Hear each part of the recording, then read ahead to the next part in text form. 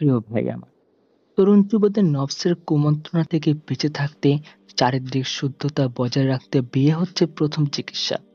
এছাড়া প্রেম ভালোবাসা হারাম রিলেশনশিপের জিনা হতে তোমাকে দায়মুক্তি দিতে পারে বিয়ে।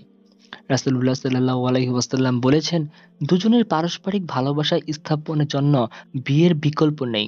যুবকদের বিয়ে করার আবশ্যকতা সম্পর্কে রাসূলুল্লাহ সাল্লাল্লাহু আলাইহি ওয়াসাল্লাম বলেন, হে যুব সম্প্রদায়, তোমাদের মধ্যে যে বিয়ের অর্থাৎ স্ত্রীর ভরণ পোষণ ও রতিক্রিয়ার সামর্থ্য রাখে সে যেন বিয়ে করে। কারণ বিয়ে তার দৃষ্টিকে সংযত করে এবং লজ্জাস্থান হেফাজত করে। আর যে ব্যক্তি ওই সামর্থ্য রাখে না সে যেন সাওম রাখে, কেননা সাওম তার জন্য ঢাল স্বরূপ, অর্থাৎ অবৈধ যৌন কামনা দমনকারী। বিয়ের আরো কল্যাণকর দিক সম্পর্কে রাসূলুল্লাহ সাল্লাল্লাহু আলাইহি ওয়াসাল্লাম বলেন, বান্দা যখন বিয়ে করে তখন সে তার অর্ধেক ঈমান পূর্ণ করে, অতএব বাকি অর্ধেকাংশে সে যেন আল্লাহকে ভয় করে। আল্লাহ যাকে পুণ্যময় স্ত্রী দান করেছেন তাকে তার অর্ধেক তিনি সাহায্য করেছেন। সুতরাং বাকি অর্ধেকের ব্যাপারে তার আল্লাহকে ভয় করা উচিত।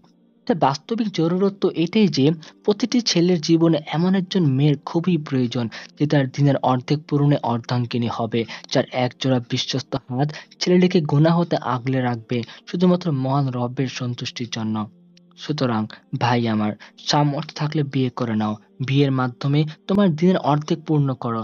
তবে এজন্য প্রয়োজন উত্তম জীবন সঙ্গিনী। তাই বিয়ে করার জন্য আবেগের পাশাপাশি নিজের দিল, দেমাগ ও আকলকে কাজে লাগাও।